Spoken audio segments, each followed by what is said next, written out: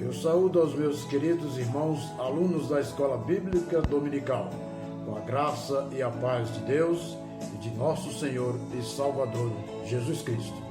Meus queridos, a partir de agora estaremos estudando a lição de número 12, que tem como título Edificando a Família com Temor e Confiança no Senhor. Esta lição está baseada no Salmo de número 127 e também no Salmo 128. Estes salmos destacam a relevância de confiarmos e temermos a Deus, bem como a realidade de nossa dependência nele.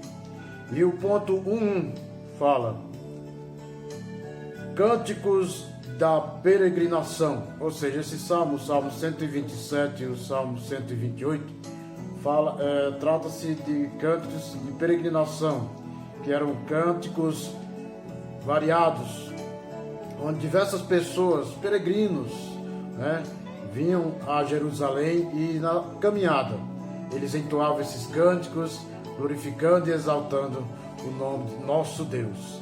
Eram cânticos que encorajavam o povo de Deus a continuar aquela caminhada, uma vez que era muito longa, e eles iam cantando esses salmos para louvar ao nosso Deus e se alegrar e glorificar o nome do seu Deus. Eram também chamados de cânticos de degraus ou cânticos de romagem. É isso que fala o ponto 1. O ponto 1.2 fala a respeito da provisão divina aos seus. O Salmo 127 trata da dependência de Deus, ou seja, o fato de sermos dependentes do nosso Deus. Os assuntos abordados giram em torno da vida doméstica, pois o Senhor é aquele que cuida da casa e da provisão aos que o servem. É um salmo que fala a respeito dessa questão, meus queridos. E Deus é o nosso provedor. Deus é que cuida do seu povo. E aqui o comentarista fala de duas maneiras de agir. Dentro do nosso lar, domesticamente, temos duas maneiras de agir: confiar e depender dele, ou confiar nos nossos próprios esforços humanos. A segunda parte está relacionada às alianças. O Salmo trata das famílias que têm aliança com o Senhor, destacando a integridade delas. Precisamos, irmãos, a cada dia confiarmos no Senhor, vivemos e termos uma vida dedicada ao Senhor, confiar e depender dele, não confiarmos nos nossos próprios méritos, na nossa própria força, cremos que baseado na nossa força, na nossa condição, talvez julgamos-nos em boas condições de agirmos, de vivermos. Não pensemos jamais que através disso nós iremos conseguir algo nesta vida, mas temos que atribuir todo o poder, toda a honra ao nosso Deus e saber que só Ele pode fazer todas as coisas. Confiarmos e dependermos totalmente nele, não em nossas forças, porque o próprio Jesus falou em certa ocasião: sem mim nada podeis fazer. E cremos que a provisão para os servos do Deus Todo-Poderoso vem do Senhor. Ele é o nosso Jeová Jireh, o Deus da provisão. Ele é que supre todas as nossas necessidades. Conforme Paulo escreve aos Filipenses, ele diz: o meu Deus, segundo as suas riquezas, suprirá todas as vossas necessidades em Cristo Jesus. É o salmo que trata da dependência do povo de Deus. Dependência essa que está diretamente ligada ao Deus Todo-Poderoso. É um Deus que supre todas as nossas necessidades. Há essas duas maneiras. Em quem você está confiando? Em Deus, que pode todas as coisas, ou nas tuas próprias forças? Precisamos entender que sem Deus nós não somos nada. O ponto 1.3 fala: o temor a Deus e a obediência fazem a diferença. O Salmo 128 fala a respeito da prosperidade do homem que teme ao Senhor. Este salmo destaca em que consiste essa prosperidade. Afinal, o dia a dia apresenta desafios e dificuldades também na vida daqueles que estão em Cristo Jesus.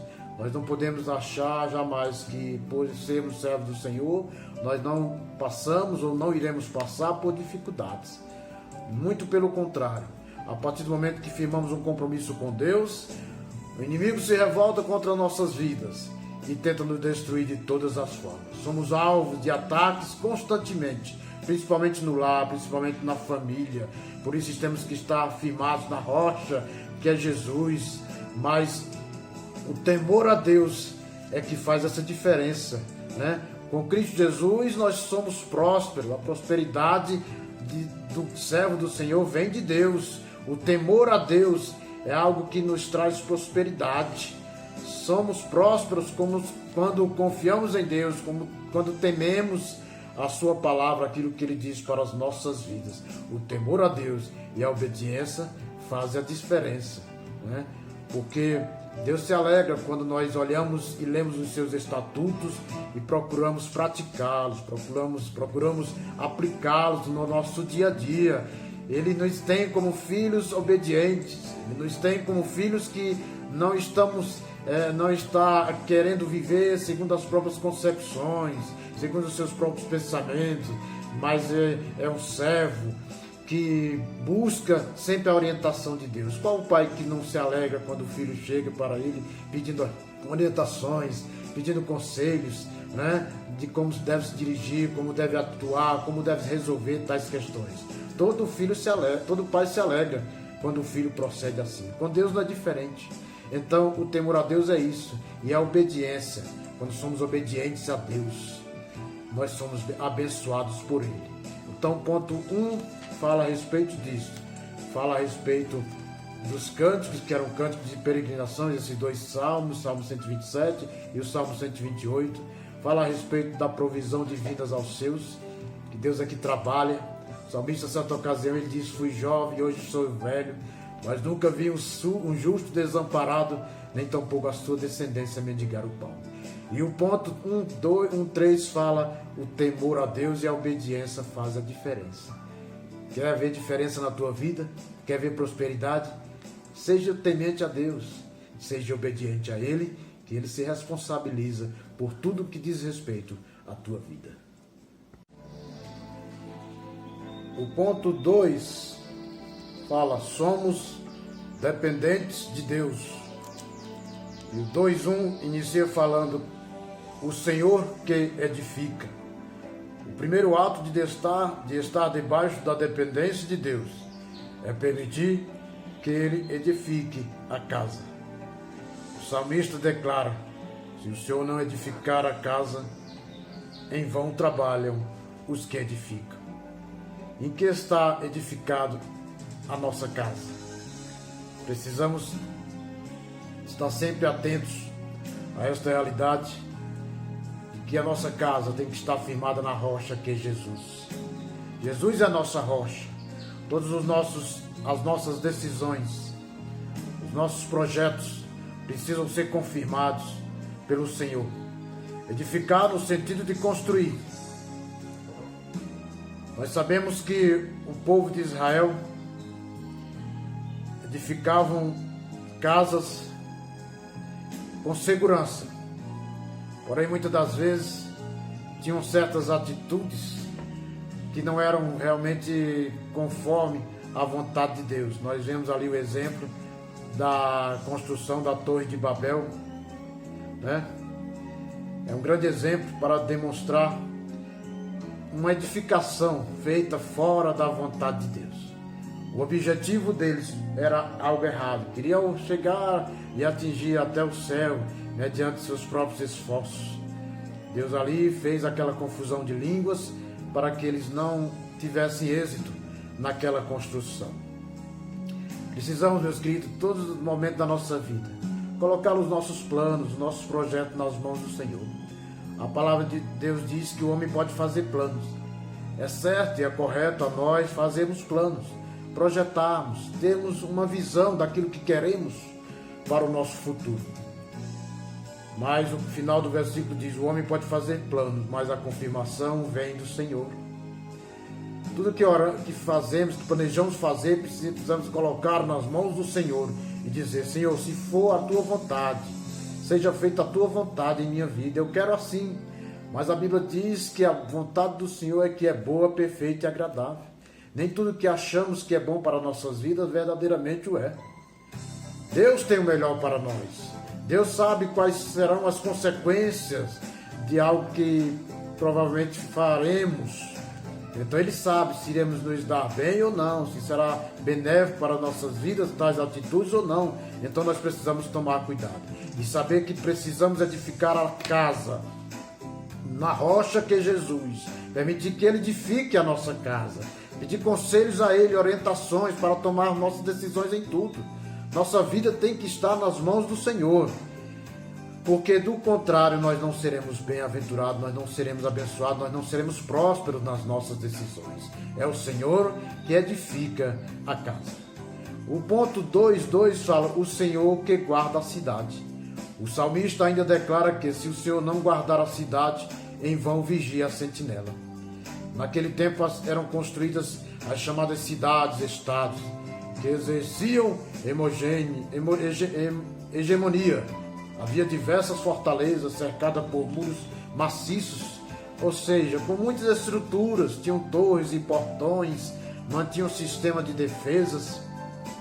Porém, o princípio básico bíblico ensinado a nós é que nenhum talento ou carisma ou esforço vale a pena se não estiverem sob a bênção do Senhor. Por mais que queiramos fazer algo que imaginamos ser seguro, ser forte, né? Ser inabalável, se nós não tivermos a proteção, se o Senhor não guardar a cidade, nós estaremos frágeis e suscetíveis aos ataques do inimigo. É o Senhor que guarda, o Senhor é o guarda de Israel, é Ele que nos protege, é Ele que nos abençoa, é Ele que coloca em volta de nós, diz a Bíblia, que os anjos do Senhor acampam ao redor dos que os temem e os livra. É o Senhor que nos dá essa proteção necessária para estarmos livres dos dados inflamados do maligno, porque as setas são constantes para as nossas vidas. E se não tivermos a vigilância, não tivermos esse preparo, essa proteção divina, não adianta. Nós podemos fazer toda e qualquer proteção humana, jamais irá nos impedir de sermos atingidos pelo inimigo. Nossa vigilância deve ser acompanhada de quê? De oração.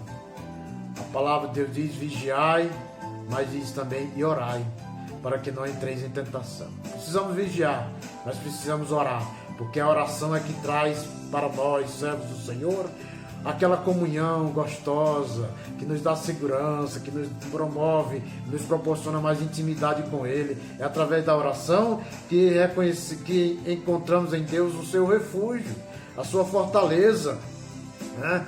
O arrogante, muitas das vezes, e na maioria das vezes, ele não entende, ele acha que com suas próprias forças ele vai vencer tudo. Ele não entende, não reconhece que ele depende do Senhor. Mas o sábio luta e trabalha sobre a graça e as orientações do Espírito Santo. Precisamos em todo momento sermos orientados e direcionados pelo Espírito Santo de Deus. Ele habita em nós e Ele quer direcionar nossas vidas, Ele quer nos abençoar, Ele quer nos proteger. O ponto 2.3 fala, é Ele que dá sono. O salmista afirma que inútil será levantar-se de madrugada e deitar-se tarde, comer o pão de dores. Inútil será, meus queridos. Trabalharmos cedo, o horário de começar a trabalhar às 7, você acorda às 5 e já começa a trabalhar. O horário de parar às 5, você vai até 8 horas da noite trabalhando, cansando. É inútil trabalhar assim, pois diz o salmista, pois dá a ele sono aos seus amados. O salmista aqui não está incentivando a sermos preguiçosos de maneira alguma, né? Porque a Bíblia diz que nós temos que trabalhar. E nem tampouco está incentivando a dormirmos demais. Diz um provérbio que quem dorme muito empobrece, né? Mas o que ele está dizendo é que quando nós estamos na presença do Senhor, é Ele que dá sono. O salmista lá no Salmo 4.8, ele diz, em paz me deito e logo pego no sono. Ou seja, você trabalha aquele horário normal seu e você vai dormir, você descansa, porque você sabe que você trabalhou honestamente. Deus há de te recompensar pelo teu esforço, pelo teu trabalho. Você consegue usufruir, você vai conseguir usufruir do teu trabalho, daquilo que você conquistou durante todo o dia a dia. Não sejamos preguiçosos. Nós temos que ser trabalhadores, porque o Senhor assim incentivou. As palavras de Jesus aos seus discípulos foram, não estejais apreensivos e não andeis inquietos. O que nós não podemos, meus queridos, é andarmos inquietos, preocupados com o dia de amanhã. A Bíblia diz que basta a cada dia o seu próprio mal. Precisamos confiar no Senhor, lançar sobre Ele toda a nossa ansiedade, porque Ele tem cuidado de nós. Tópico de número 3. Os benefícios do temor a Deus. E o primeiro benefício que o comentarista relata aqui é que aquele que teme a Deus é bem-aventurado. O primeiro benefício concedido aos que temem a Deus é a felicidade plena, completa satisfação. O segredo da bênção está em uma vida dedicada a Deus, em obediência à sua vontade. Quer ser feliz verdadeiramente? Seja temente a Deus.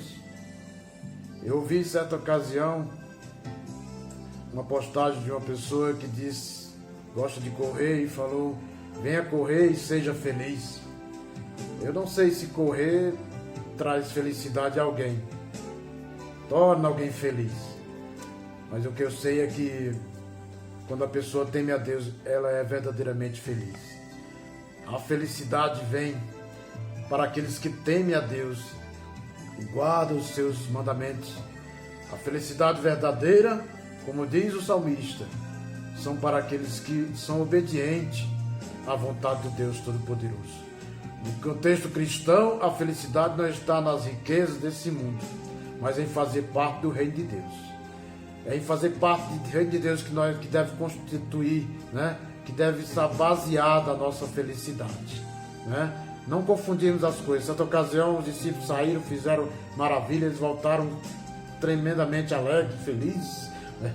E contaram para Jesus, em teu nome nós expulsamos demônios, né? Nós fizemos muitas maravilhas. O Senhor Jesus disse, alegrai-vos não porque os espíritos vos submetem, mas porque o vosso nome está escrito no livro da vida. Essa deve ser, meus queridos, a maior alegria do cristão, em saber que o seu nome está escrito no livro da vida, porque tudo aqui passa, tudo é passageiro, mas a vida futura precisa estar garantida ao lado do nosso Deus. Por isso nós somos felizes, somos bem-aventurados, são mais que felizes aqueles que temem ao Senhor e fazem a sua vontade. No Novo Testamento percebemos que a verdadeira felicidade reside na correta relação com Deus, em servir a Deus de todo o coração e de todo o entendimento. Temos que ter prazer em servir a Deus de todo o nosso coração, buscando apenas, né, sempre agradar ao Senhor, porque muitas pessoas servem a Deus com interesse, objetivando adquirir bens materiais, né, com interesse, em busca de bênçãos materiais. Mas não, nossas bênçãos, nós temos que estar ligados e buscando a Deus, servindo a Ele com alegria, objetivando obter principalmente as bênçãos espirituais, que é mais intimidade com Ele, a autoridade, a unção do alto, para fazermos a sua vontade, fazermos a sua obra. O ponto 3.2 fala, comerás do fruto do seu trabalho e irás bem. Né? Embora Deus haja em favor dos seus enquanto dormem, diz a Bíblia que Ele trabalha em favor daqueles que nele esperam, nós devemos nos manter ocupados. Como eu disse anteriormente, Deus não se agrada do preguiçoso.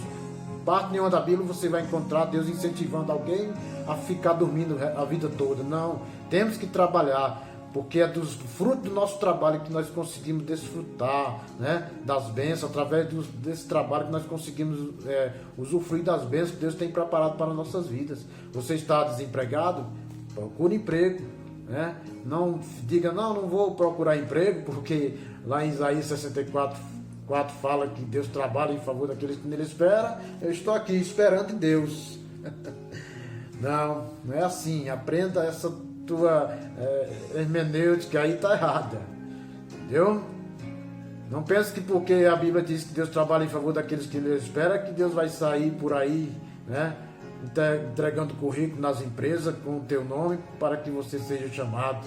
Não, Deus trabalha no sentido de que Ele vai fazer aquilo que é impossível para você fazer. Deus vai abençoar. Se você entregar o currículo, Deus vai usar e agir nos corações das pessoas para que elas te chamem, te convidem para fazer uma entrevista e, se for da vontade de Deus, você seja, né, efetivado nessa empresa.